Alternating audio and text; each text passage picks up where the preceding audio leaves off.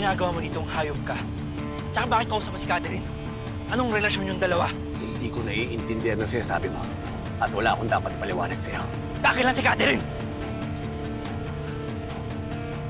Anong sabi mo? Tarantado ka. Alam mong buntis ang asawa mo ng babae ka pa. Hindi ka na natuto sa sitwasyon ng pamilya natin. Ginaya mo pa sa tatay. Wala kang karapatan. Nahusgahan ako. Sa ating dalawa, ikaw pa rin ang mas masahol. Tanda mo't tanggol. Hindi ikaw ang makakasira sa plano ko. Sabi mo.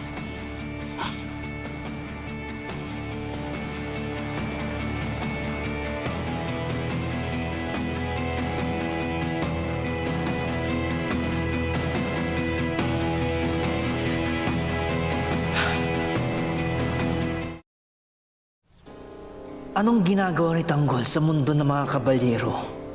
Muntik ko nang may laglag ang sarili ko. Kailangan kong mag-ingat. Oh, Tanggol. Ba't ka bumalik agad? Nagkita ba kayo ni Marcelo? Supremo, hindi ko nakita si Marcelo eh. Iba ko nakita ko. Ano? May nakita kasi akong mga pulis eh. David! Sabi ko na nga ba, ikaw yun eh. Anong ginagawa mo dito? Tay.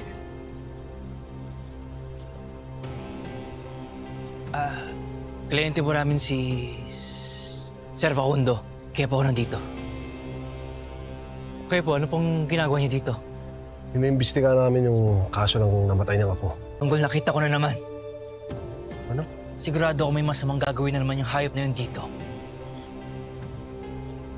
Alam ko na kung bakit andito yung demonyong yun.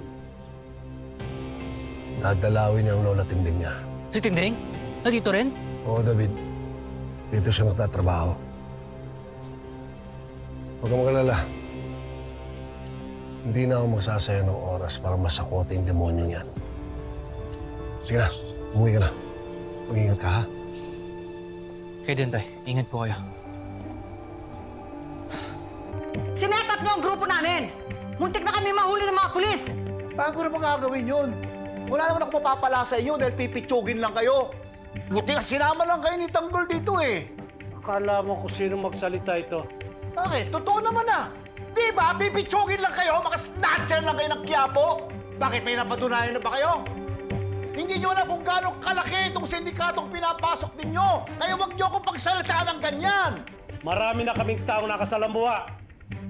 Pero di bali ng barya-barya lang kita namin. Huwag lang kaming malaitin. Wala akong pakialam dahil wala naman kayong binatbat! Lalo na ikaw, Primo! Walang nakikialam!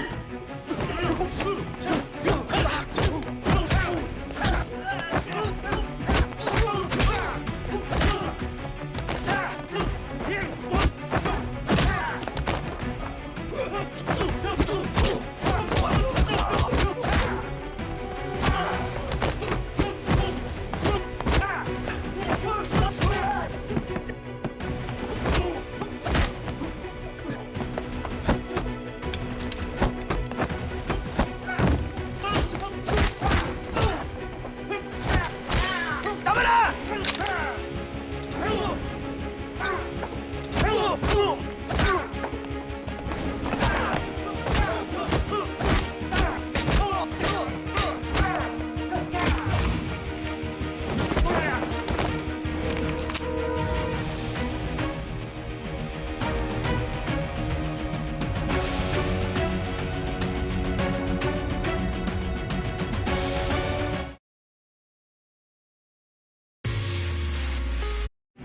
Sandali! Sandali!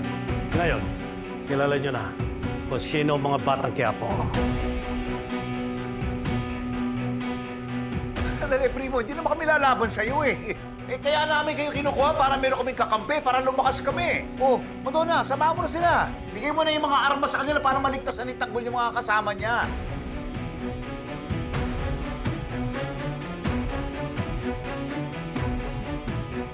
Sumama kayo sa akin.